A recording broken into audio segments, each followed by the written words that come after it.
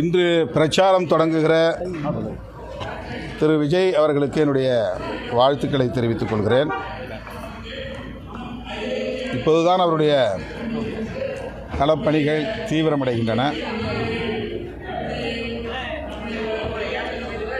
இந்த தேர்தலில் பெரிய தாக்கத்தை ஏற்படுத்துமா என்ற கேள்வி பலராலும் எழுப்பப்படுகிறது. ஒரு கணிசமான வாக்குகளை அவர் பெற முடியும். ஆனால்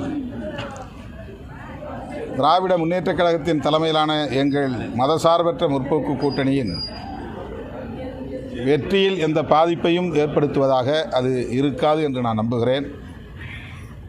தமிழகத்தில் இன்றைக்கு ஒரு அணி வடிவமாக இருக்கிறது, வலுவாக இருக்கிறது என்றால் அது திமுக தலைமையிலான மதசார்பற்ற முற்போக்கு கூட்டணி தான்.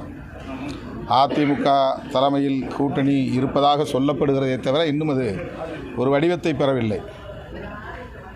விஜய் தனியாக போவார் என்று தான் சொல்லுகிறார்கள். அவர் ஒரு அணி கட்டுவார் என்று ஒரு யூகம் இருக்கிறது. ஆனால் அதுவும் ஒரு வடிவத்தை இன்னும் பெறவில்லை. எனவே எதிர்க்கட்சிகள் தனித்தனியாக களத்தை சந்திக்கப் போகிறார்கள். ஒரு அணியாக வடிவம் பெற வாய்ப்பில்லை என்று தான் நான் நம்புகிறேன். எனவே அவருடைய அரசியலால் திமுக தலைமையிலான கூட்டணிக்கு எந்த பாதிப்பும் ஏற்பட வாய்ப்பில்லை. ஒருவேளை வரக்கூடிய தேர்தலில் திமுக கூட்டணியில் இருக்கிற அதாவது பாஜக அதிமுக கூட்டணி வெளியே போனால் திமுக கூட்டணி இருக்கிற கட்சிகள் இல்லை, இது ரொம்ப அதீதமான ஒரு யூகம். இது ஒரு வடிவமாக இருக்கிற திமுக தலைமையிலான கூட்டணி மாறுவதற்கு, அதில் உள்ள கட்சிகள் மாறுவதற்கு எந்த தேவையும் எழவில்லை, அதற்கான வாய்ப்பும் இல்லை.